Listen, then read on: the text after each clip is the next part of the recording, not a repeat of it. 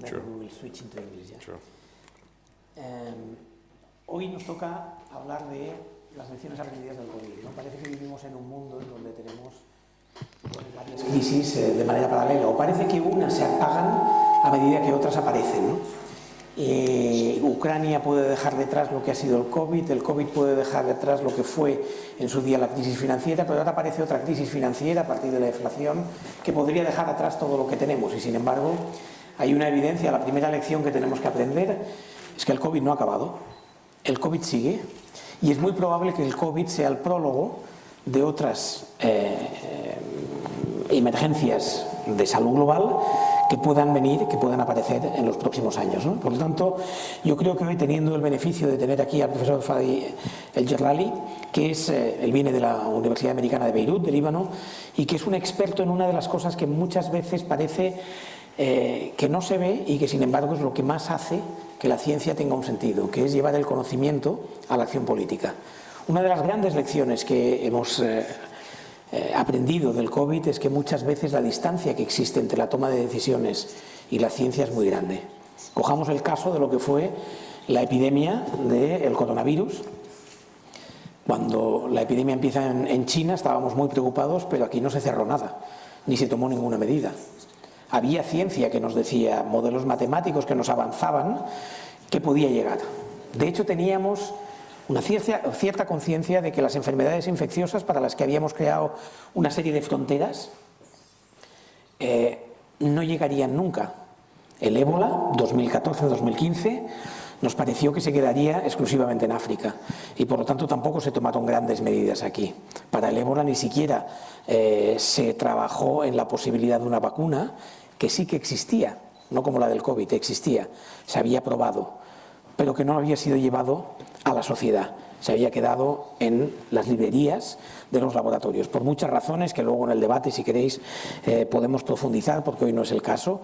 Hoy es más qué lecciones hemos aprendido del COVID, y sobre todo, el COVID es una señal de alarma, pero nos dice algo de cara al futuro, hacia dónde tenemos que ir, qué es lo que tenemos que aprender, qué debemos de tener en cuenta en el mundo que viene, ¿no? Porque lo que sí sabemos es que va a haber más emergencias, no sabemos cuándo, ni sabemos dónde y si serán todas globales, pero va a haber más emergencias que afectarán a una parte importante del planeta, a una parte importante de la humanidad, y por lo tanto aquí tenemos que trabajar, ¿no? A mí me gustaría apuntar algunas de las lecciones que nos ha dejado esta epidemia, esta pandemia, o que nos está dejando esta pandemia, que insisto todavía está por ver cuándo podremos decir que está completamente controlada, y por lo tanto cuánto podremos decir que ya no la consideramos una pandemia, ¿no? La primera que nos ha dejado es una conciencia, una agenda diferente. Hasta ahora muchas veces considerábamos, pues, por ejemplo, el dinero de cooperación, la salud internacional, como una parte de los recursos que nos sobran a los países ricos para entregar a los países que no son tan ricos, ¿no? Y esa transferencia de recursos de un norte rico a un sur más pobre, bueno, pues se hacía en función de, bueno, no es una política pública, esto es algo que hacemos pues porque somos muy displicentes, ¿no?, en el mejor de los casos, o porque éticamente consideramos que hay una serie de vidas humanas en peligro y que tenemos que actuar. Bien, eso se ha acabado por muchas razones. Primero, no hay un norte rico y un sur pobre. Hay poblaciones ricas y pobres en el norte y hay poblaciones ricas y pobres en el sur. Segundo, no hay una mera transferencia de recursos, ni es suficiente una mera transferencia de recursos. Y tercero, aquellas barreras que hicieron que existiera un norte donde no había epidemias, donde no había enfermedades infecciosas, que habían quedado atrás desde la gripe de 1918, la denominada gripe española, que no solo fue en España, pero que en cualquier caso pues, tuvo unas dimensiones enormes a nivel global, como está teniendo la pandemia de COVID. Eso que hizo desaparecer progresivamente, por ejemplo, la malaria en España desapareció en el año 60, en Málaga quedaban todavía algunos residuos, otras enfermedades como la tuberculosis desaparecieron más tarde, la polio casi en los 80, en fin, toda una serie de avances de los sistemas de salud que fueron haciendo que nuestros países, digámoslo así, fueran consiguiendo un ritmo de desarrollo muy superior a aquellos que no lo habían conseguido frenar, aquellos que no habían conseguido parar todas estas infecciones, ¿no? Sin embargo, esto se ha acabado. El ébola, como digo, puso punto final a la idea de que éramos indemnes, de que ya no éramos vulnerables, de que ya no nos hacía falta de alguna manera pensar que aquí una pandemia viene. Y ahí es donde digo la importancia de llevar la evidencia a la toma de decisiones. Aquí vimos lo que pasaba en China, pero aquí no llegará. Vimos que en Italia se cerraba la zona norte del país, pero aquí no llegará. Vimos que aquí empezábamos a cerrar y en Francia decían, aquí no llegará, porque nuestros sistemas de salud son mejores. Y vimos que en Francia se cerraba todo, pero en Gran Bretaña decían, no, somos una isla, tenemos un sistema muy fuerte, aquí no llegará. Bien, pues ese error es la primera lección que hemos de aprender, aquí llegará. Y la próxima epidemia, la próxima pandemia también llegará. Y llegará, entre otras cosas, porque en el ámbito de las enfermedades infecciosas tenemos muchos riesgos por delante y no son los únicos. Es más, algunos de ellos, y especialmente hoy, agradeciendo al IEMET y al Club de Roma, tenemos que focalizarnos también, pues especialmente en lo que es la región mediterránea. Buena parte de los riesgos que existen en el sur y en el este del Mediterráneo son riesgos que vamos a compartir completamente, tanto a nivel de enfermedades infecciosas como a nivel de otro tipo de emergencias que nos pueden venir como consecuencia del medio ambiente, del cambio climático y, por supuesto, del trasvase de gente, el flujo compartido en la globalización. ¿Qué ha pasado con el COVID? Lo que decía, primera lección, ya no somos vulnerables, ya no estamos indemnes frente a lo que pueden ser las nuevas emergencias. Segunda cuestión que debemos de aprender. La salud ha dejado de ser una commodity, ha dejado de ser algo por lo que pensamos que tenemos una vida que, bueno, pues lógicamente nuestros servicios de salud nos permiten vivir muchos años, es una seguridad, ha pasado a una agenda de seguridad. Hoy por hoy nuestra vida, nuestras vidas, dependen en gran parte de que seamos capaces de controlar una pandemia, tanto como de controlar una guerra y que no pase y no se extienda. Hoy por hoy nuestras vidas dependen de que pues un coronavirus se pueda frenar en todo el mundo, porque si no se frena en todos los países, si no se frena más allá de nuestras fronteras, aquí nos llegan mutaciones que pueden afectar incluso aquello que hace que frenemos aquí la expansión de la pandemia. Por lo tanto, hemos pasado de una agenda, digámoslo así, de bienestar a una agenda de seguridad. Sin salud a nivel global no tendremos seguridad. Esta es una nueva agenda, no la teníamos hasta ahora, ¿no? Y por lo tanto, estas dos cosas nos deberían hacer pensar de manera diferente. La primera es que necesitamos, y aquí es donde iremos un poco al concepto, ¿no? de lo que es la charla de hoy también, necesitamos pensar de manera diferente. Ya no nos sirven los nacionalismos para salir del concepto de las emergencias que nos vienen. Los estados por sí solos no van a hacer frente a la mayoría de problemas a los que nos vamos a enfrentar, ¿no? Necesitamos una gobernanza internacional diferente. Necesitamos, de alguna manera, que se tomen decisiones de manera colectiva y que esas decisiones no sean únicamente para nosotros, sino que sean para la globalidad de la población.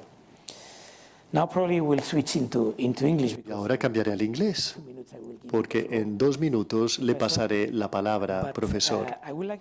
Me gustaría decir que para aquellos de vosotros que no entendáis el inglés, os doy tiempo para que conectéis el receptor. ¿Estáis escuchando al intérprete o no? ¿Sí? ¿Tenéis al intérprete en el canal número 3? ¿Hay algún problema? Vamos a esperar. Por favor, hacedme una señal. Por favor, levantadme la mano si escucháis al intérprete. ¿Escucháis al intérprete por el canal 3? ¿Sí? Vale, estupendo. Muy bien, pues continuemos. Pues como decía, quisiera mirar hacia atrás para entender lo que ha ocurrido. Y lo que ocurrió es muy interesante, porque por primera vez en la historia hemos sido capaces de desarrollar, de hacer que la ciencia se ponga en acción en un periodo brevísimo de tiempo.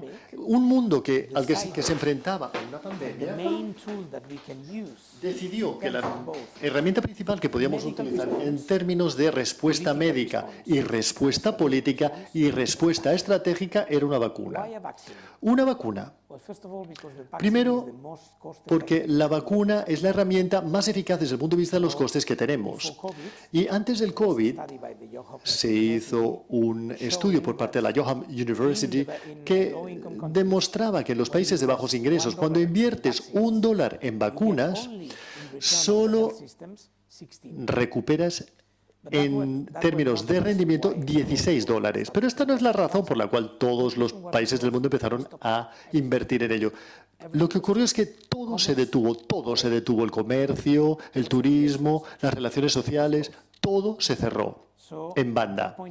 Y en aquel momento, la agenda de seguridad estableció que la única manera de poder abrirnos de nuevo y de controlar todo esto es teniendo una vacuna. Por lo tanto, para detener una pandemia necesitas de una vacuna, eso está claro.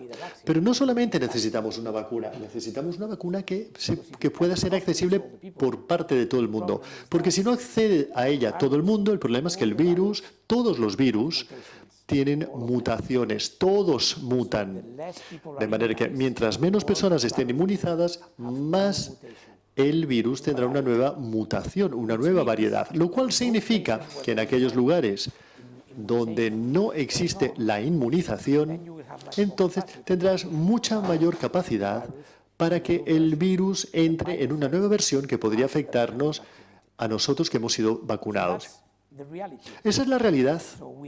Por lo tanto, necesitamos la vacuna. Y de hecho se necesitó de 333 días desde que el genoma del virus fue identificado hasta el momento en el que tuvimos la primera vacuna de una mujer en Coventry. 333 días, repito, lo cual son 6 años menos que la vacuna más rápida hecha jamás. Normalmente para desarrollar una vacuna se necesita entre 10 y 20 años. Algunas vacunas ya han necesitado de más de 100 años para ser desarrolladas. Por lo tanto, fuimos muy rápidos. Teníamos una vacuna. Ahora, ¿cómo hacerla accesible a todo el mundo? Ese era el problema. Y el problema es que, muy bien, tenemos que crear una organización para comprar vacunas y para distribuirlas entre los países que no se las pueden permitir, que no pueden pagarlas. Hay que subvencionarles. ¿Por qué? ¿Porque son buenos? ¿Porque tienen la cara bonita? ¿Porque son nuestros amigos? No. Porque las fronteras ya no constituyen ningún tipo de barrera y necesitan estar tan seguros como nosotros, porque si no, no tendremos éxito. Y eso es cierto para todo el mundo. Pero eso es incluso más cierto para el espacio mediterráneo, que es el lugar en el que vivimos. Por lo tanto, probablemente, cuando le pidamos al profesor Hani que nos hable sobre el tema de la salud pública y los responsables de toma de decisión, tenemos que entender lo que sucede en el Líbano. Él viene de Beirut, en Líbano. ¿Cuál es la diferencia entre los países, el país Israel, que es su vecino? El primer país que tuvo todas las vacunas, y Líbano, con un 30 o 35% de vacunación en los primeros años, pero ahora ni siquiera un 15% de personas vacunadas.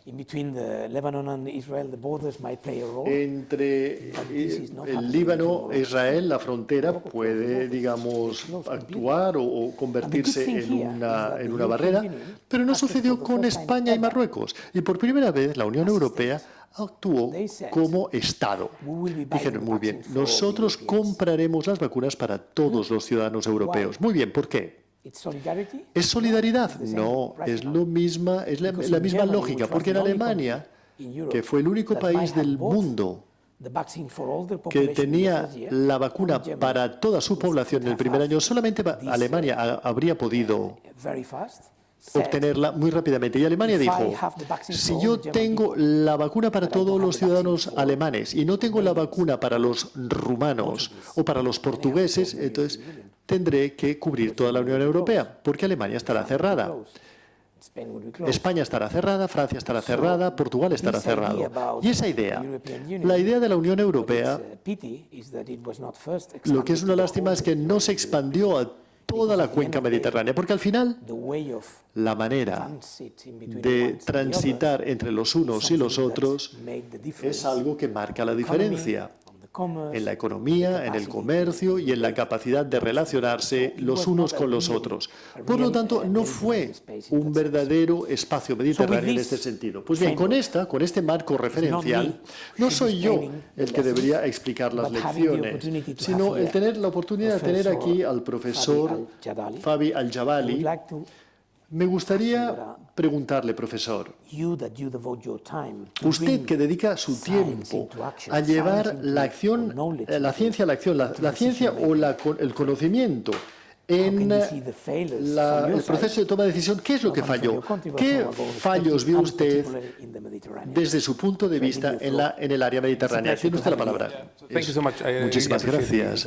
Muchas gracias por estas palabras de introducción y por poner las cosas en contexto. Estoy encantado de estar en Barcelona. Barcelona es una ciudad que simplemente adoro. Y siento mucho no poder hablarles en castellano, pero me interesa muchísimo pues la lengua castellana. Hasta ahora he hecho 30 horas de lecciones de castellano y espero poder mejorar en los próximos años. Gracias pues por la oportunidad que se me ha brindado. Quisiera reflexionar un poquito sobre algunos de los elementos que ya has mencionado, Rafael. Yo he preparado algunas diapositivas para hacer más comprensible esta conversación. Quisiera reflejar algunos de los mensajes clave que ya hemos aprendido y lo que hemos aprendido sobre la evidencia en lo que se refiere a la interfaz con la política. Y debo decir que después de haber trabajado en este espacio durante más de 15 años, es decir, cómo llevar la evidencia a la política, yo venía de la práctica como administrador en un hospital y luego pasé al gobierno, trabajé en con el gobierno del Canadá y con algunos responsables del proceso de toma de decisión muy importantes antes de pasar al mundo académico.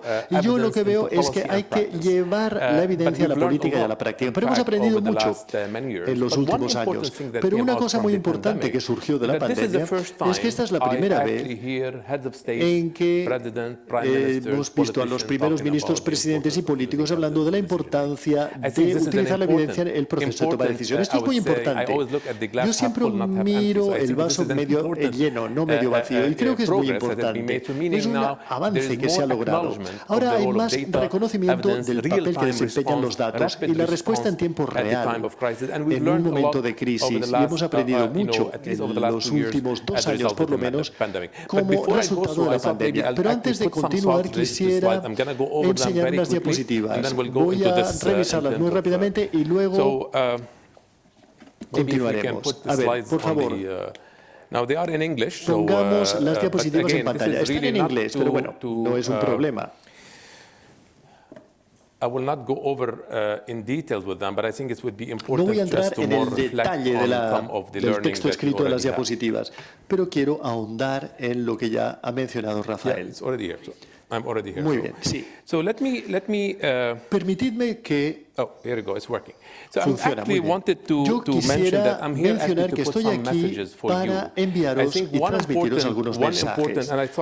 Un mensaje importante, y he pensado que empezaría mi ponencia con algunos de los mensajes clave que quiero transmitir en esta sesión. El primer mensaje es que actualmente la salud es una cuestión de seguridad y desarrollo. Tenemos aquí un caso claro de por qué eso es así. Ciertamente tenemos que repensar la arquitectura global de la sanidad. Es decir, la sanidad y la seguridad no pueden estar separadas. Tenemos que reforzar la seguridad de la salud a través de un fortalecimiento de la resiliencia del sistema sanitario, y explicaré lo que estamos haciendo con el Banco Mundial y otros. Un sistema sanitario fuerte son los cimientos que le dan base a la cobertura sanitaria universal y a los sistemas de seguridad sanitaria en términos de acceso, distribución de las vacunas, etc. Y básicamente necesitamos analizar la reforma del sistema sanitario como parte de la reforma de todo el sistema de gobernanza. Y en el ejemplo particular de lo que yo aprendí en la cuenca mediterránea, el caso de España, por ejemplo, realmente han habido unos desafíos en un sistema que ya está descentralizado. El gobierno central de Madrid en comparación a las regiones y los gobiernos autonómicos a nivel regional. El tema de la coordinación, la información, etc. fuera. Es por eso que cuando hablamos de seguridad sanitaria, tenemos que centrarnos en cómo podemos detectar, evitar, detectar y responder a cualquier choque o pandemia o crisis. Estoy de acuerdo con Rafael. La siguiente crisis o el siguiente choque o la siguiente pandemia no es una cuestión hipotética. Ya. Sabemos que es algo inevitable y que volverá a ocurrir. Y desgraciadamente, debo decir que si analizamos la emergencia de enfermedades contagiosas y lo que está ocurriendo con el cambio climático y la subida de las temperaturas, sabemos que habrá algún tipo de virus y de enfermedad contagiosa en un futuro. La cuestión es, ¿qué significa esto? Evidentemente que pondrá en peligro la salud colectiva en distintas regiones. Y hemos visto a partir de la pandemia que no podemos pensar únicamente en nuestra propia nación o de vacunar únicamente en nuestra propia región, porque tu seguridad y tu salud dependerá de la salud y la seguridad de otras poblaciones. Y por eso hemos visto, desgraciadamente, un fracaso en la solidaridad global. Hemos testimoniado un fracaso en el enfoque moral en el proceso de toma de decisión a nivel global. Cuando ciertamente pues, la salud se convierte en una preocupación de seguridad nacional. Y esto es fundamental. Algo fundamental sobre lo que tenemos que reflexionar. Hemos visto crisis sanitarias mundiales, incluso peores, pero sinceramente, para mí una crisis nos indica de qué está constituido el sistema. Y eso es muy importante. Es por eso que veréis que una vez, porque algunos países no lo han hecho bien en algunas pandemias, al contrario de lo que la gente pensaba. Países que tenían una buena estrategia y que habían preparado el plan fracasaron a nivel de práctica. ¿Por qué? Si analizamos España en el año 2017, hubo algunas señales de advertencia que venían, y existía una estrategia, pero no hubo acción, porque el sistema pensó que estábamos preparados y que éramos resilientes, pero a la práctica, a nivel de implementación, bueno, simplemente fracasamos ante estos desafíos. Se trata de un reto en términos de cómo pensamos en todo esto. Ahora bien, no voy a entrar en los detalles, pero ciertamente ustedes ya saben mucho sobre lo que tenemos.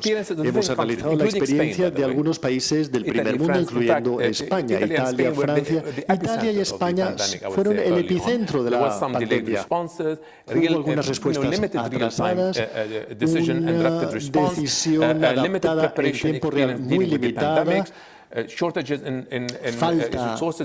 y escasez de recursos en los hospitales, y todo el mundo se vio, la gente mayor se vio afectada debido a la demografía española. Hubo un fracaso a nivel de gestión, sistemas descentralizados y centrales, un entorno político polarizado en este sentido. No hubo un enfoque ni una transparencia inclusive. Y eso lo hemos visto en España y en otros países, también Italia, Francia, y también en toda la región. Por ejemplo, en la zona oriental del Mediterráneo, vimos que es una región que representa el 9% de la población mundial, pero el 64% de la población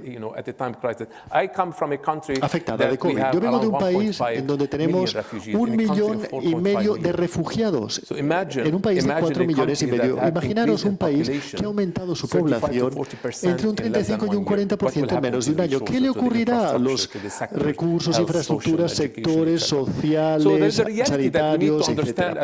Tenemos que entender, por lo tanto, la realidad.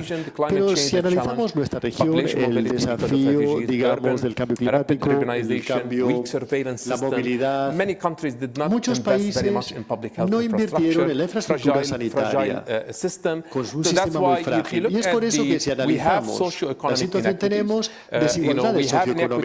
Tenemos desigualdades en lo que se refiere al acceso, tenemos pobreza, también tenemos un problema con la seguridad alimentaria, y todo esto constituye auténticos retos. Con la UNPD acabamos de publicar y analizamos la colaboración multisectorial, porque hemos visto con la COVID-19 que necesitamos que distintos sectores se unan. De hecho, hemos visto mucha variación entre países. No voy a entrar, repito, en los detalles, pero para indicar que no ha habido un sistema suficiente fuerte y bien preparado para actuar y responder ante la pandemia. Y la solución es, bueno, ¿estamos preparados para el siguiente choque? Y utilizo el término crisis y choque aposta, y no el término pandemia, porque cuando hablamos de un choque y una crisis, es algo que engloba mucho más que no simplemente el término pandemia. Podemos tener un choque en un país que no puede ser no es necesariamente una pandemia, puede ser otro tipo de choque. Por lo tanto, ¿cómo podemos aprender activamente lo que hemos visto en la pandemia y no tener una reacción aleatoria en relación a lo que hemos visto en otros países? No voy a entrar en los detalles, pero ciertamente lo que hemos visto en los distintos países mediterráneos, hemos visto un espacio limitado de respuesta. Los sistemas de suministro del gobierno de los gobiernos se han visto obstaculizados,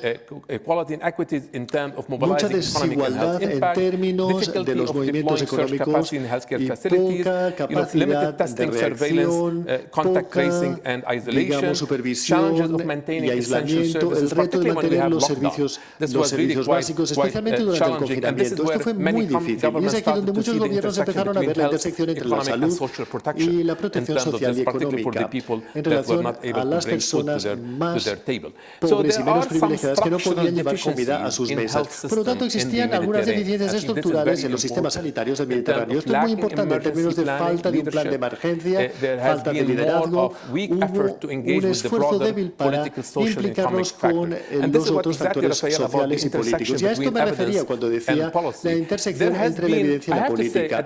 Debo decir que en una época de crisis existen muchas incertidumbres y hacemos una síntesis y un análisis constantes. No tienes a veces una evidencia concluyente, pero tienes suficiente evidencia. La pregunta, ¿hasta qué punto los sistemas políticos permiten que los técnicos puedan aportar su experiencia a la hora de tomar una decisión? Es por eso que hemos visto que la Organización Mundial de la Salud intentaba difundir e informar a los países miembros sobre los datos, la evidencia y las medidas eficientes. Pero hemos visto distintas variaciones de cómo los países utilizan este tipo de evidencia basada en los datos. ¿Por qué? Porque existía un dilema, un intercambio entre la salud, la economía y otros factores sociales y políticos. Y esto es un auténtico problema. Lo hemos visto entre los distintos países e incluso dentro de un país. En un país como España hemos visto una tensión entre el gobierno central y el gobierno regional. Por lo tanto, cuando se obstaculiza la cadena de suministro médica, hubo faltas y escasez de miembros del personal y del sistema de información. Hemos visto la pandemia. Hubo un problema terrible con la infodemia. ¿Cómo tratamos los malos datos, los datos erróneos? ¿Cuánta gente no quiso vacunarse porque les parecía que formaba parte de la teoría de la conspiración? ¿Cuál fue el papel que desempeñó la ciencia? ¿Hasta qué punto fuimos capaces de luchar contra este tipo de información errónea? Digamos, esto ha sido muy difícil. ¿Y qué significa cuando se trata de movilizar o de movernos hacia adelante? Y por eso he querido poner aquí, yo argumento que tenemos que pensar en la salud global. Y esto es muy importante. Es muy importante asegurarnos esta difusión rápida de la pandemia nos demostró las brechas y los, digamos, cuellos de botella y también nos indicó los fracasos sobre cómo gobernamos la salud a nivel global y cómo analizamos la salud no como un bien de consumo masivo, sino como un elemento de seguridad global y cómo podemos asegurarnos de que los sistemas de salud públicos sean capaces de detectar, evitar, prevenir y responder ante las enfermedades contagiosas. Ciertamente nos tenemos que asegurar de que la seguridad sanitaria sea conceptualizada en términos centrales de espacio. Tenemos que asegurarnos. Rafael ha mencionado el nacionalismo de las vacunas. Desgraciadamente, existió una carrera por parte de los países ricos para poder comprar rapidísimamente las vacunas, pero nos olvidamos de que se trata de un problema de seguridad global, no únicamente de un problema de seguridad seguridad nacional. Y este fue también un problema. Y es por eso que la seguridad sanitaria tiene que estar íntimamente interrelacionada con la seguridad nacional. No podemos tener una salud global resiliente sin un buen sistema sanitario global. Y en algunos países de ingresos bajos y medios en la zona oriental del Mediterráneo y más allá. Es por eso que es importante analizar la seguridad sanitaria y los sistemas sanitarios y asegurarnos de que estén profundamente interconectados.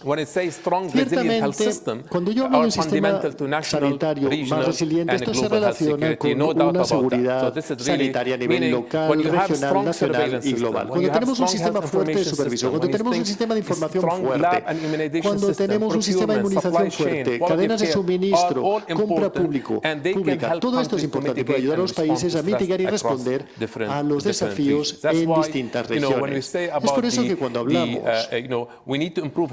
y decimos que tenemos que mejorar la resiliencia de los sistemas públicos de sanidad, nos damos cuenta de que de hecho muchos países han seguido distintas estrategias, pero no han utilizado una herramienta total. ¿Cómo podemos asegurarnos de que nuestro sistema esté preparado para cualquier tipo de pandemia en un futuro? Es por eso que ahora estamos trabajando con el Banco Mundial y estamos pilotando esta estrategia y este proyecto, esta herramienta en la zona oriental del Mediterráneo para apoyar al gobierno, no solamente las autoridades sanitarias, todo el gobierno, para saber dónde están, dónde se encuentran en términos de preparación, dónde están los bucles, dónde están, digamos, las brechas, dónde están los vacíos y cuál es el plan de acción. Estamos trabajando en esta herramienta. No voy a entrar en los detalles porque será publicada próximamente, pero para que cualquier país sea resiliente, tienen que implicarse a nivel de gobernanza, tienen que fortalecer su situación organizativa, presupuestaria, financiera y sus recursos, y tienen que invertir en sistemas de información. Estos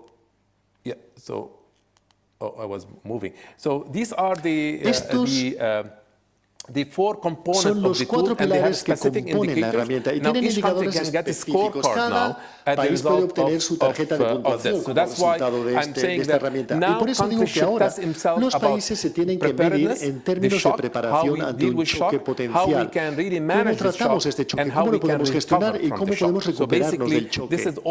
Básicamente, todo esto es en términos de absorber y adaptar la capacidad. En esto los países tienen que trabajar. No voy a entrar en los detalles de la herramienta. Quiero acabar con algunas imágenes. Pero ahora tenemos una herramienta diagnóstica muy detallada para que todos los países hagan un autodiagnóstico de dónde se encuentran desde el punto de vista de la resiliencia, qué funciona bien, cuáles son las brechas, los vacíos, los bucles y qué tenemos que hacer en los próximos 1 o 2 años. De hecho, los gobiernos deberían también estar presentando esta información al público. Deberían tener la suficiente transparencia como para decir dónde estamos en este proceso en términos de gobernabilidad. Es una herramienta muy detallada a nivel de financiación, a nivel de recursos para el sistema sanitario y a nivel de los sistemas de información y de datos, indicadores específicos para cada ámbito. Y todos los países obtendrán una puntuación. Se trata de una tarjeta de puntuación. Estamos empezando a mejorar, estamos desarrollándonos, estamos expandiéndonos o tenemos ya un sistema maduro. Es decir, que cualquier choque que ocurra posteriormente estaremos preparados para detenerlo. Y se trata de una puntuación o un objetivo movible. No es una herramienta para juzgar o comparar países, sino que se trata de una herramienta específica que será utilizada por parte de los países para poner en ejecución todo ello. Lo que está muy bien de esta herramienta es que para responder a esta herramienta todos los sectores tienen que hablarse mutuamente y no lo puedes hacer simplemente yendo al Ministerio de Sanidad o al Ministerio de Economía y Hacienda. No. Lo que está muy bien de este proceso, de esta herramienta, es el proceso. Cómo unir a todo el mundo alrededor de la misma mesa, porque no se trata ya de una única autoridad sanitaria. Forma parte de la salud como como un elemento de seguridad. Por eso quisiera mencionar que tenemos que asegurarnos de que invirtamos en el sistema sanitario, y esto lo menciono porque es muy importante, y es por eso que si vemos alrededor del marco referencial tenemos la sanidad global con un sistema sanitario y con una cobertura universal. Para lograrlo necesitamos tener un sistema sanitario fuerte, porque es fundamental para nuestra seguridad. Ningún país puede afirmar que tiene una buena seguridad sanitaria si no tiene un buen sistema sanitario. Eso está claro. Por eso existe un detalle muy específico sobre lo que se necesita hacer a nivel global, a nivel de salud global. ¿Qué tipo de reglamentación tenemos que cambiar? ¿Cuáles son los sistemas de alerta temprana que tenemos que establecer en la cuenca mediterránea? ¿Cuál es el sistema de respuesta de emergencia que tenemos que tener en cada país? ¿Qué programa de prevención de enfermedades tenemos que establecer? Rafael ha hablado de la investigación y el desarrollo. De hecho, si analizamos la última evidencia que tenemos entre manos, creo que tenemos que repensar el sistema de motivación para la investigación y el desarrollo. Las instituciones académicas tienen que formar parte de esta investigación y desarrollo y no tiene que estar únicamente en manos de empresas privadas. Y eso es algo también que hemos aprendido. Repensar toda esta organización estructural es muy importante. Mi respuesta para responderte es que no estoy viendo mucho progreso. No estoy viendo muchas intervenciones eficaces por parte de los gobiernos a nivel nacional y global para, de alguna manera, poner a la práctica estas lecciones que hemos aprendido. Y esto es lo que me preocupa. ¿Y cuál es la razón de esto? Entre todos los desafíos a los que nos hemos enfrentado durante los más de 2 años, todavía no estamos preparándonos para la siguiente pandemia de manera seria. Esto es fundamental y sé que se puede responder con muchas dimensiones, pero estamos hablando de la salud pública. La gente pensaba que podemos luchar contra el COVID-19 abriendo más hospitales y más instalaciones sanitarias. De hecho, hemos visto que para ganar la batalla contra la COVID-19 necesitamos acción intersectorial y informando y empoderando a los ciudadanos e implicándonos con la oposición en el sistema político, etcétera, etcétera. Es decir, hemos visto distintas maneras de hacerlo. Y por eso tenemos que analizar la salud pública no como simplemente un sistema de hospitales públicos, sino más allá. Y por eso quisiera acabar diciendo que ciertamente, para ser resilientes, necesitamos tener una política de preparación multisectorial, no sometida a prueba y a la práctica, no pura retórica. Tenemos que invertir en el sistema para reorientarlo de un sistema que se basa en la cura de los ya enfermos a un sistema que evite y prevenga. En Egipto es interesante, acaban de legalizar, tienen una ley para una cobertura universal. Ahora será algo obligatorio. Es un mensaje para el público para asegurarse de que todo el mundo pueda acceder a un paquete de beneficios en común. Y el liderazgo y la respuesta de todo el gobierno ante la pandemia y la implicación de las comunidades y de las organizaciones de la sociedad civil, las decisiones a nivel de la pandemia no pueden estar únicamente en manos del gobierno. El gobierno debería implicarse de manera transparente para que haya una experiencia técnica alrededor de la mesa, implicarse con la oposición y con las comunidades, con los ciudadanos, para asegurarse de que tengamos una decisión colectiva que todo el mundo pueda entender y que todo el mundo pueda cumplir. ¿Sabéis por qué algunos países, en muchos países, muchos ciudadanos no cumplían con las medidas tomadas por los gobiernos, como por ejemplo el confinamiento o el aislamiento, etcétera? Sencillamente porque en algunos países los ciudadanos y ciudadanas no confían en sus gobiernos. Esto lo tengo que decir. El cumplimiento de las medidas contra la COVID dependerá también de cuánto confían los ciudadanos y ciudadanas en sus gobiernos y hasta qué punto utilizan la evidencia y los datos para tomar sus decisiones. Por eso la implicación de las comunidades, asegurándonos de que tengamos un sistema y analizando la salud desde todo punto de vista. Y por eso que tenemos que hablar con los distintos sectores implicados. Es una evaluación reflexiva de la situación de cómo España, el Líbano, Canadá y Francia se han publicado muchos artículos y muchas publicaciones. Países que pensaban que estaban preparadísimos para la pandemia, de hecho fracasaron estrepitosamente más que ningún otro país. Por lo tanto, hay algo que se debería hacer al respecto. Y es por eso que la utilización de los datos, remitiéndome de nuevo a la interficie entre el conocimiento y la política, necesitamos de una mayor institucionalización para el uso de datos de alta calidad y de la evidencia a la hora de tomar una decisión. Cada afirmación que se realiza por parte de las personas responsables de las decisiones tiene que ser apoyada por la evidencia y datos de alta calidad. Y muchos países lo están están trabajando así. En el Canadá, por ejemplo, el Ministerio de Sanidad donde yo solía trabajar, cualquier recomendación que uno le presenta a la persona responsable de persona encargada de la decisión tiene que ver los datos, la evidencia y la evidencia concluyente. La decisión puede ser política, pero por lo menos, técnicamente hablando, estás proporcionando datos de alta calidad a las personas responsables de la toma de decisión. Tenemos que asegurarnos de que tengamos sistemas de rendición de cuentas transparentes, claros, y tenemos que asegurarnos de que el avance tecnológico también esté presente. Y mi último mensaje es que tenemos que implicarnos no solamente a través de la solidaridad transmediterránea, sino que tenemos que trabajar en el diálogo, tenemos que implicarnos con distintos países, tenemos que actuar antes de que en relación a las respuestas sanitarias transfronterizas entre regiones, países y regiones. Tenemos que transferir la experiencia en tiempo real y de manera transparente. Todo esto es una dimensión importantísima sobre la que tenemos que trabajar. Y para acabar, tiene que tenemos que analizar la gobernanza global. Sí, la OMS ha aprendido muchísimo de la pandemia y cualquier otra organización internacional del sistema de las Naciones Unidas también ha aprendido la lección.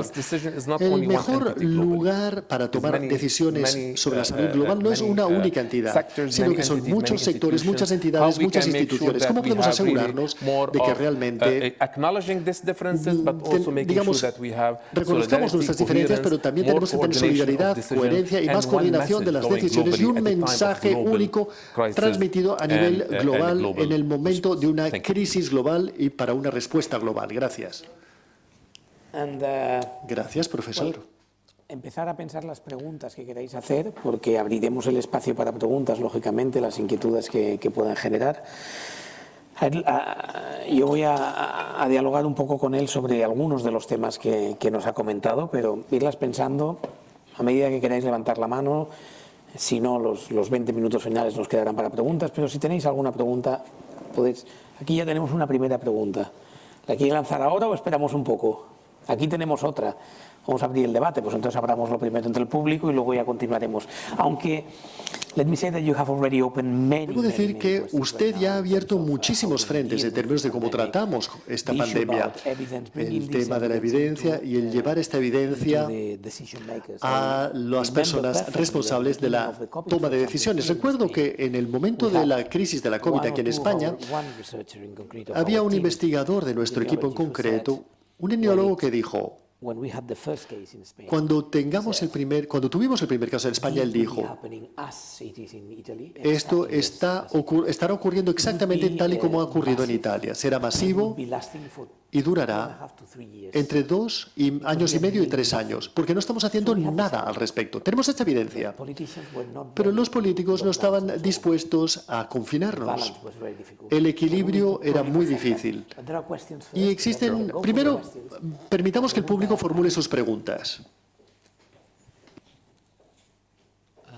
Buenas tardes. Bueno, primero una consideración que siento que sea pesimista. No soy un experto en sanidad ni médico, pero sí quiero transmitir mi impresión como observador. Yo creo que la lección del COVID y algunos otros fenómenos es más bien negativa. Cuando la pandemia se utilizaba mucho la frase aquella: esta es la ocasión para, puntos suspensivos, muchas cosas. Cambiar el modelo turístico, cambiar el modelo de la solidaridad intergeneracional, internacional. Lo cierto es que yo observo más bien un repliegue, como consecuencia de esto, un repliegue hacia lo nacional, hacia el bloque. Ahora mismo estamos en una guerra que es la del bloque occidental, la OTAN, contra el bloque exsoviético. Bien, lo que funciona ahora es un repliegue nacional. En Gran Bretaña hay un repliegue hacia lo neoliberal. La primera ministra esta es realmente fantástica. Y eso se hace, aunque se hunda la libra esterlina, vamos a saco. ¿Vamos a saco en qué sentido? Retiramos las ayudas a los vulnerables y bajamos los impuestos a los ricos. lo que quiero concluir es que yo no veo el panorama tan el médico forma parte de un asunto global. Y la situación en Italia o la previsible en Brasil indica también un repliegue hacia los valores nacionales tradicionales. No hay un concepto humanidad conjunto, no existe. Lo que ocurra en Afganistán nos preocupa, nos molesta, pero es su problema. La conclusión es, la pregunta, ¿no cree usted que está ocurriendo que en la distinción entre lo urgente y lo importante, lo urgente se nos está comiendo lo importante? Gracias. ¿Quisieras responder primero a esta pregunta? Porque hay otra pregunta. Podríamos formular la segunda y luego respondemos a ambas. Y que así contestar a las dos.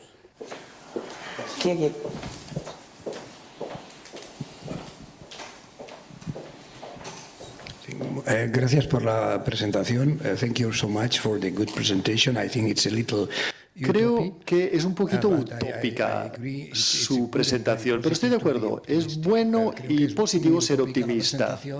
Y ojalá que se cumpla en el futuro, pero estoy de acuerdo con el otro la persona de la audiencia de que no estamos yendo en un mundo global. In fact, I doubt the authority of the European Dudo la autoridad de la Organización Mundial de la Salud o de cualquier autoridad mundial sanitaria. Por favor, si usted puede contradecir mi opinión, falta una autoridad dígamelo. mundial sanitaria y no creo que la OMS lo esté cumpliendo. Quisiera mencionar que si hemos aprendido, quisiera preguntar si hemos aprendido algo entre los diferentes países. Por ejemplo, la forma en que China ha hecho su control sanitario nos sirve como buen ejemplo o no lo podemos aceptar en una sociedad democrática. Quisiera saber si el hecho de que se haga una vacuna en Rusia, diferente del resto del mundo, es un buen ejemplo o no podemos aprender unos de otros. El hecho de cómo se llevó la pandemia en la India, donde había millones de personas acumuladas, muchedumbres atrapadas en los lugares públicos, nos ha servido para aprender algo. Hay big data, hay evidencia científica de que en realidad da lo mismo todas estas medidas sanitarias, todas las restricciones, porque el virus depende más de condiciones climáticas, tropicales, que de otros temas. Por supuesto que la vacuna es el número uno, pero ¿los otros factores son realmente tan importantes? ¿Hemos aprendido algo unos países de otros? Nada más. So probably we can go first to the Quizás podríamos hablar primero del nacionalismo y el repliegue en lo propio y luego podríamos hablar de las respuestas globales.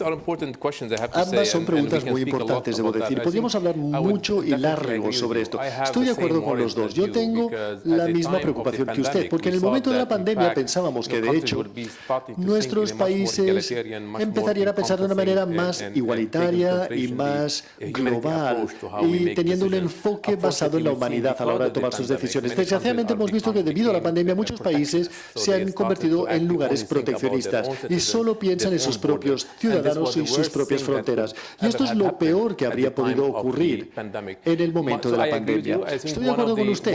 Yo creo que, a ver, el desafío al que nos enfrentamos a nivel mundial es sobre la rendición de cuentas. El sistema de rendición de cuentas, ¿quién es el responsable? ¿Cómo podemos promocionar este tipo de rendición de cuentas a nivel global? Cuando pensamos en las Naciones Unidas, pensamos en una institución que se concentra muchísimo en la situación colectiva, en los problemas colectivos, un enfoque de resolución colectiva de los problemas. Pero desgraciadamente también hemos visto algunos fracasos y problemas en la manera en que las decisiones se han tomado. Y, a ver, ya sé que no estoy respondiendo a la pregunta, sino que estoy intentando reflejar mi propia preocupación. Sin lugar a dudas, lo urgente se está comiendo lo que es importante, como usted ha dicho. Lo vemos en la crisis de los refugiados. Miremos lo que ha ocurrido con el problema de la política de refugiados. Todas las agencias internacionales, toda la financiación se dedica a brindar apoyo a Ucrania.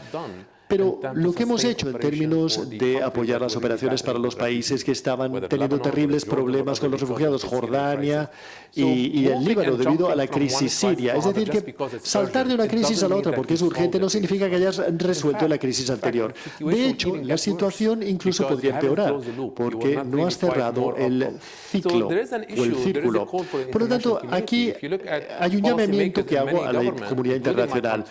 Todos los gobiernos, incluyendo el de mi país, cuando dicen ¿cómo resolvemos esta crisis energética? ¿Cómo podemos tener a esta crisis de refugiados? ¿Cómo podemos asegurarnos de que tengan acceso a la sanidad y a la educación, etcétera? La comunidad internacional no es capaz de proporcionar este tipo de apoyo de una manera escalable y sostenible sin una solución clara, y por lo tanto estoy de acuerdo con usted. Desgraciadamente, en la política las prioridades cambian constantemente y de manera dramática. La pregunta, ¿cómo podemos hacer que las personas responsables de la toma de decisión sean responsables y rindan cuentas sobre sus decisiones? Lamentablemente todavía fracasamos a nivel global a la hora de lograrlo. Incluso si vemos cómo los países están respondiendo ante las medidas de la COVID-19, no existe un sistema de equilibrios y verificaciones. Al final es una decisión nacional. Y bueno, la OMS proporciona recomendaciones, pero no son vinculantes. Y todo el poder está en manos de los gobiernos. Y los países no rinden cuentas sobre las decisiones que no se basen en los datos fiables y la evidencia. Y esto nos remite a un sistema de rendición de cuentas, un sistema político. Y todo esto para decir que comparto completamente con usted su preocupación. Y no he mencionado mi preocupación en relación al futuro. Ha habido muchas lecciones que hemos aprendido, pero muy poca acción ha sido tomada. Y esto es así y no hay vuelta atrás. En cuanto a sus reflexiones, hay muchos factores que están en juego, porque algunos países han tenido más éxito a la hora de imaginarse la transmisión del virus en comparación a otros países. Podemos hablar del clima, de la realidad demográfica, del sistema, pero es sorprendente que vimos algunos países ricos que esperábamos que tuviesen una respuesta mejor, no la tuvieron. Y digamos que solíamos saber, y estamos de hecho convencidos en el pasado, de que los países de ingresos bajos o medios siempre pueden aprender de los países de ingresos altos. De hecho, durante la pandemia os puedo decir que los países de altos ingresos habrían podido aprender mucho más de los países de ingresos medios y bajos de cómo gestionar la pandemia. Y remitiéndome de nuevo a lo que usted ha dicho, ¿hasta qué punto tenemos este tipo de plataforma para compartir lecciones y para compartir experiencias y para compartir conocimientos? Sí, algunos países son proteccionistas, algunos países no quieren compartir datos. Incluso en el momento de la advertencia precoz y de la alerta precoz sobre la transmisión del virus, vimos que había muy poca información muy limitada, debido a muchos factores políticos, factores de seguridad, factores económicos, etcétera, etcétera. Ahora bien, ¿cómo podemos asegurarnos de que tengamos sistemas de alerta precoz, alerta temprana en todos los países? ¿Cómo podemos asegurarnos de que todos los países sean transparentes a la hora de detectar y comunicar los datos para el bien global, para toda la humanidad, para la seguridad mundial? Algo que no hemos visto y que yo personalmente no he visto. No he visto que se haya hecho progreso significativo en esta dirección, pero creo que lo que usted ha dicho es extremadamente importante. Muy bien, tomémoslo a partir de aquí. Y yo creo que la mayor parte de los puntos que usted ya ha planteado están conectados entre sí. Y también con las cuestiones que se han mencionado. Cuando usted dice, una de las lecciones que hemos aprendido, y usted lo estaba diciendo en estos momentos, algunos países de altos ingresos podrían haber aprendido de los países de bajos ingresos o ingresos medios, en términos de campañas, de comunicación, etcétera, porque al final la experiencia nos demuestra que todos estos países trabajan con la salud pública porque no tienen tratamientos ni buenos sistemas de sanidad, etcétera, etcétera. Y luego usted dice, una cosa que he apuntado es que los datos y la evidencia tienen que ser utilizados para convencer a las personas que toman las decisiones por nosotros. Pero, ¿estamos preparados para la próxima pandemia? Formula usted como pregunta. ¿Usted cree que el tener datos y evidencia, los gobiernos están dispuestos a tomar decisiones duras sobre la población a menos que haya gente que se esté muriendo? Si la gente se está muriendo, entonces de acuerdo, pero si no, no. Magnífica pregunta. Es por eso que estamos convencidos que necesitamos de datos de alta calidad, incluyendo la revisión sistemática de la evidencia, pero no se ha tomado acción. Si analizamos, hay muchos casos. Por ejemplo, el tabaquismo. Muchos países, hace ya más de 3 décadas de evidencias sobre los efectos nocivos del tabaquismo. Algunos países lo han ilegalizado, o han reducido, o lo han prohibido. Pero otros países no han tomado ninguna acción. O sea que existen líderes políticos, razones políticas y razones económicas. Lo que quisiera decir es que la disponibilidad de la evidencia en tiempo real es una variable muy importante, pero no es suficiente, porque a veces no estamos comunicando la evidencia de la manera correcta. Y pensamos que los responsables de la política pública tienen un acceso en tiempo real a los datos. Pues bien, no es así. Si analizamos los países, ¿cuántos datos conflictivos surgieron durante la pandemia? Distintos tipos de datos, distintos tipos de... Una cosa era la utilización de datos locales con una precisión cuestionable. Es decir, que todos estos datos deberían pasar a una plataforma única. ¿Qué es eso? La intersección entre la evidencia, la política y los políticos. ¿Cómo unirlos? ¿Cómo podemos intentar entender el contexto y entender el sistema político? Y utilizar y comunicar la evidencia de una manera que sea, digamos, amistosa hacia los usuarios. Algunos políticos no entienden los datos. Nos sorprenderíamos. No esperes que los políticos tengan este tipo de conocimiento técnico que uno quisiera, incluso entre las autoridades sanitarias. La cuestión de cómo comunicar la evidencia, a ver, estamos aclarando cuál es el problema, cuál es el tamaño del problema, cuál es la causa del problema y cuál es la acción que se debe tomar. A veces los responsables de la política pública reaccionan de una manera que si les dices, si haces esto obtendrás este resultado. Si dices esto, ganarás las elecciones. Pero a veces las autoridades públicas reaccionan cuando les has dado una bofetada. Tenemos mucha evidencia y si no invertimos en salud pública, esto es lo que nos ocurrirá en la próxima pandemia. Por lo tanto, se trata de eso. Para mí, habiendo trabajado para distintos gobiernos en el pasado, la política es ciencia, arte y no he visto ninguna política en el mundo que sea 100%, esté 100% basada en evidencia. Me lamento mucho decirlo porque yo trabajo en ese espacio, pero es importante cómo asegurarnos de que tengamos una estructura y unos procesos y unos incentivos para asegurarnos de que la evidencia y los datos de alta calidad sean siempre utilizados como un insumo en el proceso de toma de decisión. Por eso muchos países actualmente están invirtiendo en crear estas plataformas. Y las entidades tienen que aportar estos factores de una manera institucionalizada. O sea que básicamente cualquier ley propuesta en el Parlamento y la legislación tiene que ser escrutinizada en relación a la evidencia. Tiene que ser diseccionada para ver hasta qué punto la evidencia de alta calidad ha sido tomada en cuenta y para informar a las personas responsables de la toma de decisión sobre lo mismo. Por ejemplo, en mi centro trabajamos durísimamente para comunicar de una manera amistosa a los políticos para informar su situación.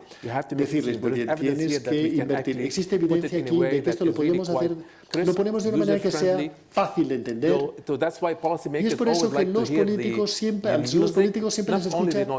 gusta escuchar la música, no siempre el ruido. Los técnicos siempre dicen problema, problema, problema, el gobierno no está haciendo lo que debe. A los políticos no les gusta escuchar ese ruido. A los políticos les gusta decir, dime cuál es el problema y dime cuál es la solución para el problema. Si no hay solución, no voy a actuar. Y es por eso que hemos aprendido en los últimos años cómo ser estratégicos, cómo crear un ímpetu? ¿Cómo asegurarnos de que ahora haya receptividad? ¿Cómo utilizar los medios de comunicación de masa? Mirad, los medios de comunicación de masa son una fuente importantísima de información para darle forma a la opinión pública. Y no me refiero únicamente a la radio, a la televisión, sino a las redes sociales. La cuestión es que no estamos invirtiendo suficientes esfuerzos para educar a las personas que son muy influyentes en las redes sociales, en los periodistas, en los medios de comunicación, en términos de cómo utilizar activamente la evidencia para poder darle forma a la opinión pública. Porque la gente actúa ante las historias emotivas. El gobierno no lo está haciendo bien, los pacientes están sufriendo porque no pueden pagar, pero a veces no estamos dándoles el enfoque adecuado. Y por eso la intervención debería ser sobre cómo alcanzar a los políticos utilizando la evidencia, pero de una manera que sea comprensible para ellos. Y cómo proporcionarles una respuesta eficaz. El político quiere saber qué tengo que hacer ahora, qué voy a hacer en los próximos 2 días. Para eso tenemos lo llamado 3-10-30. Tenemos un producto que produces en 3 días. Queremos tomar una decisión en el próximo reunión del gabinete. Tenemos esto, tenemos el panfleto. En 3 días podemos proporcionar una respuesta. Lo puedes hacer y así es como se hace. Si nos das más tiempo, podemos hacerlo en 10 o 30 días. De manera que hemos aprendido, entre otras cosas, en esta plataforma, de actuar con una respuesta rápida. Porque los políticos, siempre decir, los técnicos y los académicos necesitan de demasiado tiempo para proporcionar una respuesta.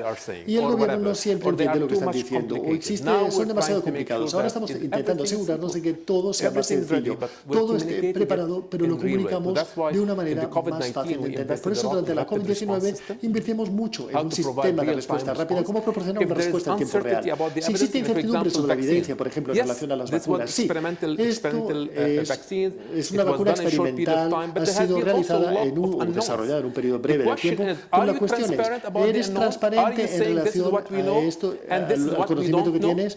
Dices lo que sabes y no dices lo que no sabes.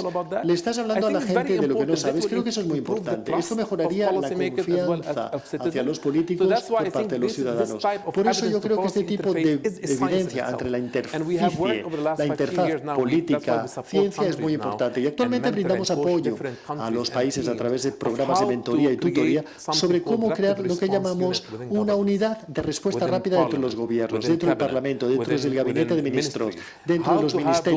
Cómo asegurarnos de que estos equipos puedan proporcionar datos de alta calidad y evidencia rápidamente y de alguna manera utilizarlas para la toma de decisiones. Como tú muy bien dices, es importante entender que sí, efectivamente, no esperamos que los políticos sean expertos en sanidad pública. Eso no es un error. El error sería que ellos no confiasen en las autoridades sanitarias. Y entonces, como ya hemos dicho, los medios de comunicación de masa son muy importantes. La información es muy importante. Y creo que, por ejemplo, tomando un caso que seguramente todos conocéis, al comienzo de la entrega de las vacunas, en Europa, la mayor parte de las personas tenían ya muchísima información. De hecho, acudían a los centros sanitarios y decían, no, yo quiero la Moderna, o no quiero AstraZeneca. Sabían mucho, pero no confiaban en las autoridades públicas, porque decían, estas vacunas han sido compradas y no son buenas. Quiero la Pfizer, por ejemplo. Y la idea es obtener una buena solución, confiar en las autoridades, de manera que cuando caduque esa vacuna tengas otra correcta. Si se produjese una nueva crisis a partir del coronavirus, yo me pregunto si la mayor parte de la gente diría quisiera una nueva vacuna y no sabemos a qué nivel serían eficientes en comparación a las vacunas antiguas. Yo quisiera saber qué ocurrió en la parte oriental de la cuenca mediterránea, porque una cosa que creo que decimos es que tenemos muchos mecanismos de solidaridad y maneras de dialogar entre distintos países, etc. Sin embargo, al final, un país como el tuyo, el Líbano, se sintió totalmente aislado y solo. No podíais basaros en la Unión Europea. Digamos, el ejemplo de Ucrania es un buen ejemplo. antes de la guerra no obtenían la vacuna de la Unión Europea, porque no eran Unión Europea, y no obtenían la vacuna de Rusia, porque Rusia les enfrentaba como enemigo. ¿Y en quién se podían basar? ¿Y qué ocurrió en la parte oriental de la cuenca mediterránea? ¿Y cómo consideras que estos fracasos fueron percibidos por parte de países como el Líbano o por parte de cualquier otro país? Bueno, debo decir que nosotros no tenemos, diría yo, los mismos mecanismos u organizaciones que tenéis aquí en relación a las distintas políticas tratadas entre los países europeos. Eso no lo tenemos en la región oriental mediterránea. Esto ha sido un reto. No hemos visto mucha coherencia de política entre los distintos países en la región oriental del Mediterráneo. Y hubo bastante variabilidad. Algunos países, hasta cierto punto, son países que siguen una política más que realizan una política. Simplemente miraban lo que hacía el vecino y le imitaban. ¿Qué hacen los otros? Pues eso voy a hacer yo también. Pero ciertamente existe una gran variabilidad en términos de respuesta. Y también hubo una falta de mecanismos de protección en muchos de esos países, que se basaban muchísimo. Debo decir, en el caso del Líbano, hubo mucha respuesta técnica proporcionada por el COVAX a través de la vacunación, pero creo que esto no es sostenible. La pregunta es cómo, si nos remitimos a qué significa la coordinación, solidaridad regional y una marco referencial de política ante una crisis. Desgraciadamente, de esto no lo tenemos. Y bueno, yo esperaría que este tipo, digamos, de crisis actuará de acicate para ir en esta dirección. Una cosa que me has recordado mientras hablabas de la vacunación y del tipo de información, yo creo que lo que hemos aprendido es que las personas responsables de la toma de decisión no son únicamente las personas que están en el gobierno, en el sector público. La persona que toma una decisión o responsable de tomar una decisión pueden ser los ciudadanos mismos. Y hemos visto muchas intervenciones, independientemente de la decisión tomada por el gobierno. Envía esa evidencia de manera sencilla a las personas no iniciadas, que no entienden de ciencia, pero pueden verse convencidas por la ciencia. Y por eso ahora estamos trabajando más en el COVAX para los ciudadanos, para personas que no saben nada de la salud pública. ¿Qué necesitan saber sobre este problema? ¿Qué necesitan para acceder a una plataforma? ¿Cómo entender a los políticos? ¿Cómo pueden influir a través de su voto en una elección? ¿Cómo hacer que los políticos rindan cuentas en base a la evidencia? Yo creo que tenemos que trabajar sobre el ciudadano, tenemos que trabajar sobre las comunidades, tenemos que trabajar con los influencers. En el Líbano tenemos que pasar por los municipios, los influyentes, las ONGs. A veces las decisiones o la evidencia solamente debería ir hacia arriba, pero de hecho tiene que ir hacia arriba y hacia abajo, pero con distintas modalidades. La misma evidencia tiene que ser adaptada y personalizada al público, pero en el momento de la pandemia teníamos que trabajar hacia arriba y hacia abajo. Tiempo de preguntas. Hay una, dos. Vamos con estas dos. Muchas gracias. Ya lo aguanto, muchas gracias.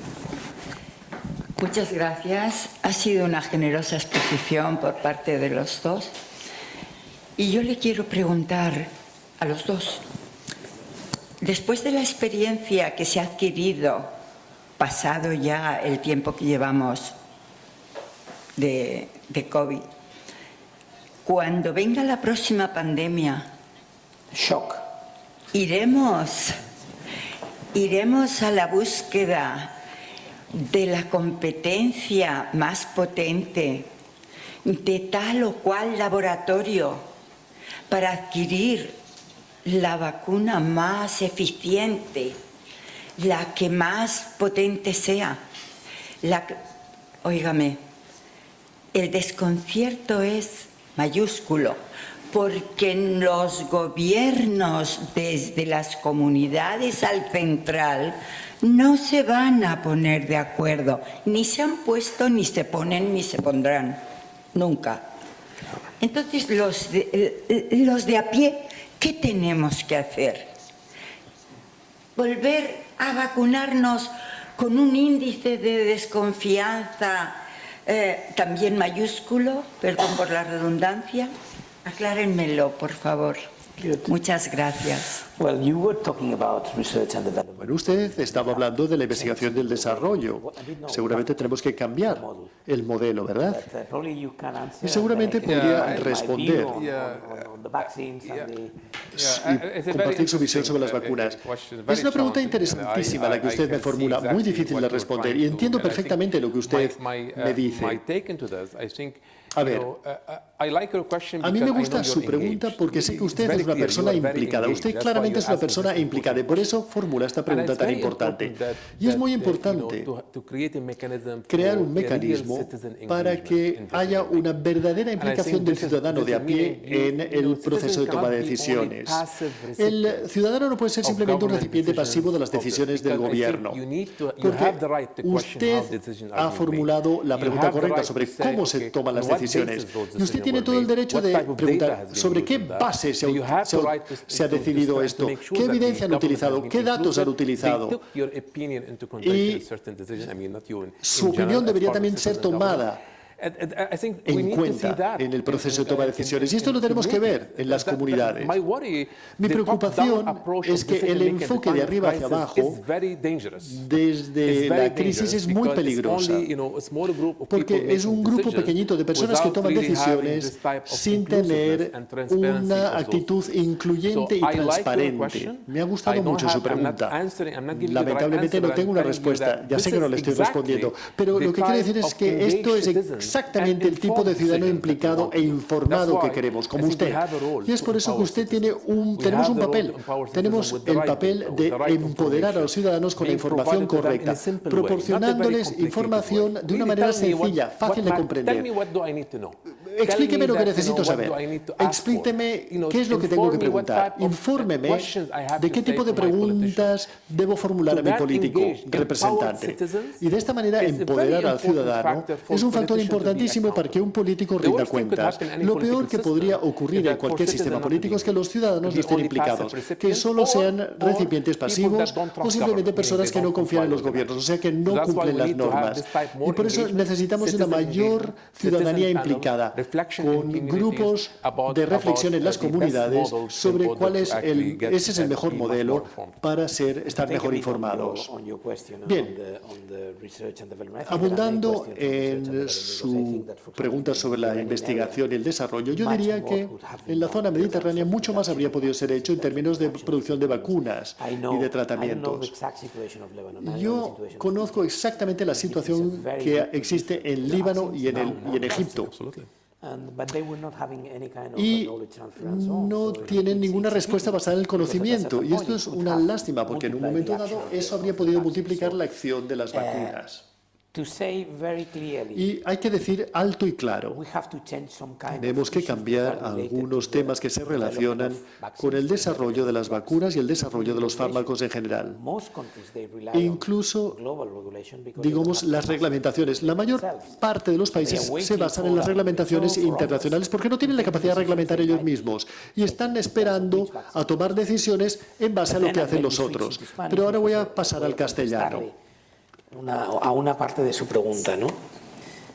Vendrán más vacunas, necesitaremos más vacunas, no sabemos si las necesitaremos para todos, pero sí sabemos una cosa, y es que la inmunidad en aquellas personas que están con una coinfección grave, desde una diabetes avanzada hasta un cáncer, hasta otra serie de enfermedades coronarias, que tienen inmunodepresión, están muy a riesgo, y personas de edad están muy a riesgo. ¿Qué edad ponemos?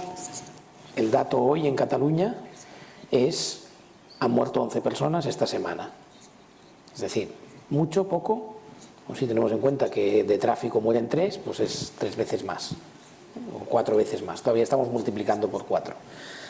Discúlpeme, se ha dado el dato hoy, de que en UCI, en Cataluña, no hay nadie. En el Hospital del Mar. En el Hospital del Mar hay 400 personas en Cataluña, en UCIs.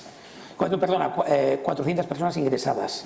Y hay aproximadamente, sí, exacto, 400 personas en UCIs en toda Cataluña, de las cuales ha habido 11 muertes, de esas 11 muertes, 8 son mayores de 80 años. 8. Y 2 son personas no vacunadas. Nos queda una que sea un caso normal, ¿no? Luego va a tener que haber una cuarta dosis.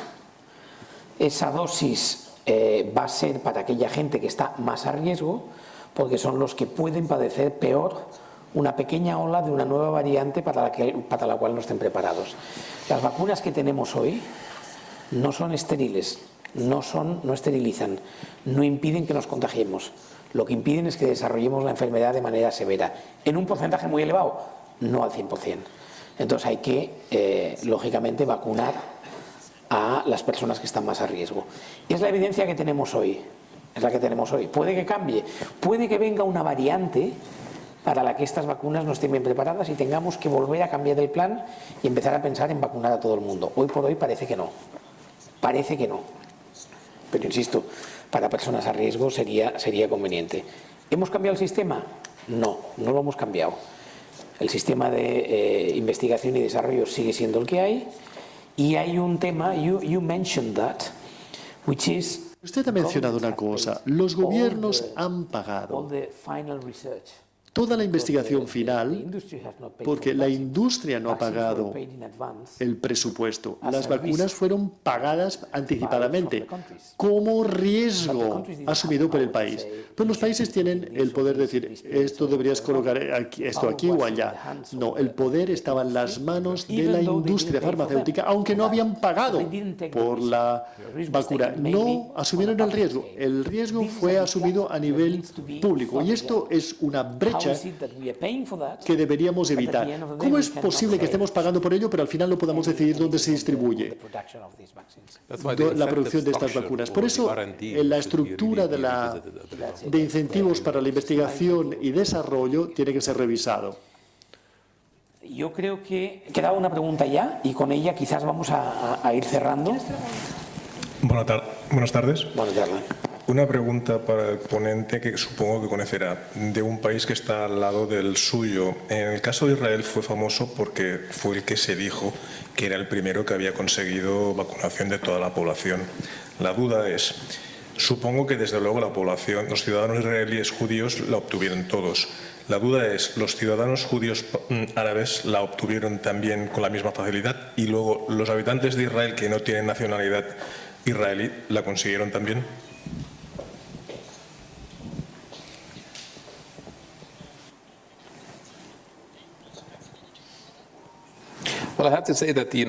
Debo decir que es una pregunta muy interesante. Hace más de un año yo estuve en uno de los webinars globales en que hablamos del nacionalismo de las vacunas y vimos que desgraciadamente ha habido muchas desigualdades en términos de quién obtiene la vacuna en países que tenían muchas vacunas.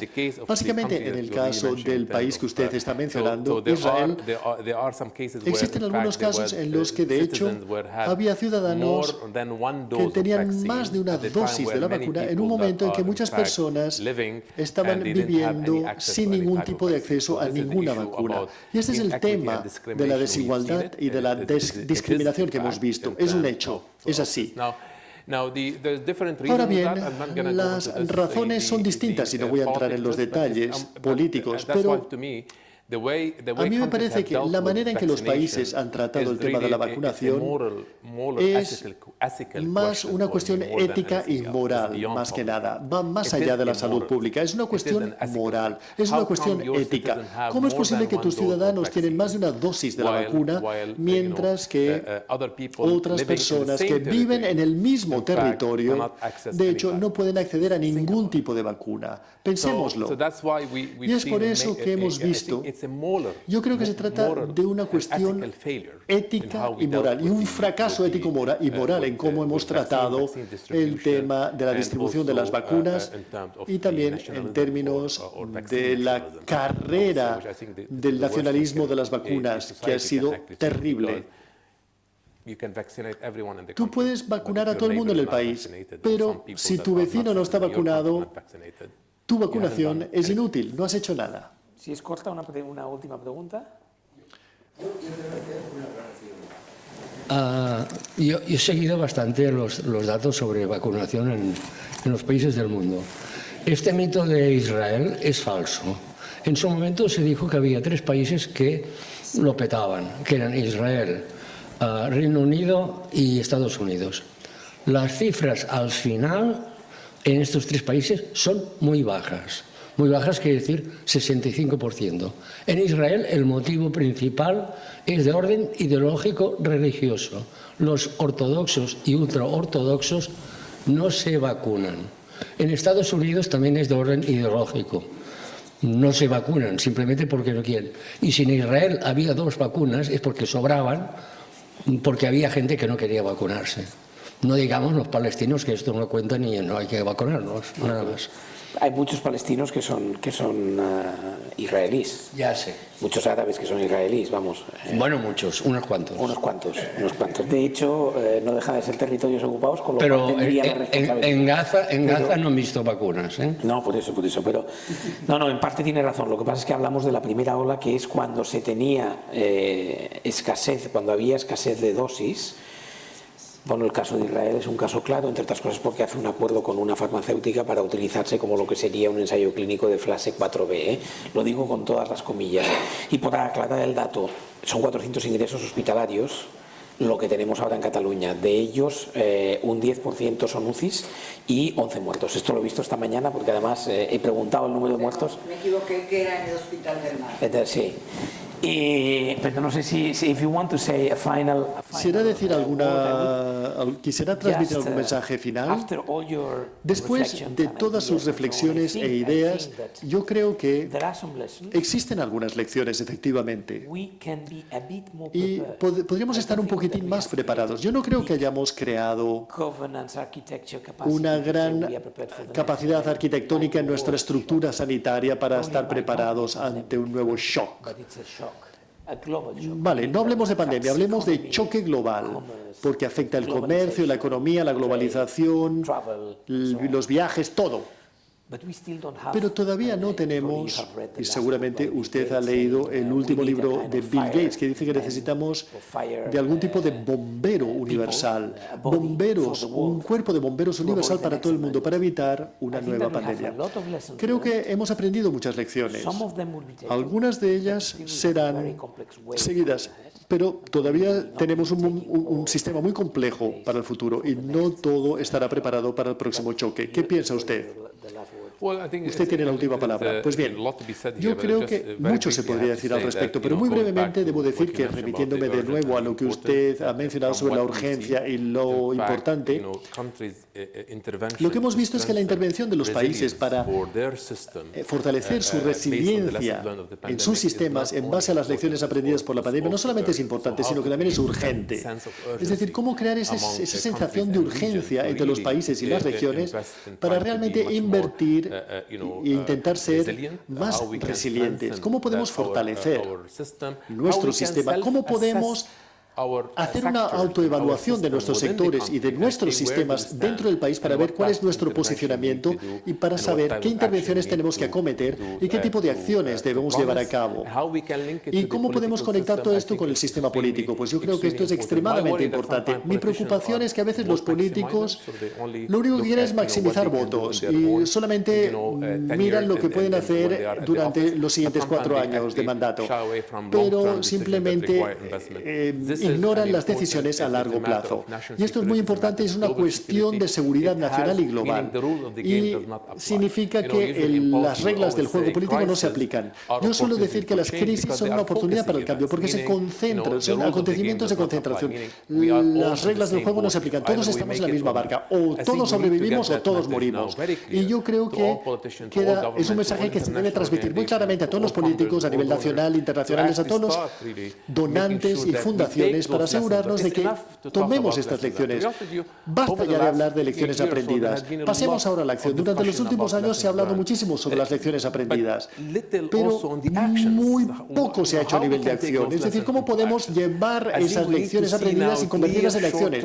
Ahora vemos planes a corto plazo de cómo podemos convertirlas en acción, cómo podemos introducirlas en el programa gubernamental, cómo podemos asegurarnos de que estén cubiertas presupuestariamente y cómo podemos asegurarnos de que de alguna manera se filtre en las actividades cotidianas de los ministerios y departamentos. Esto es lo que yo espero ver.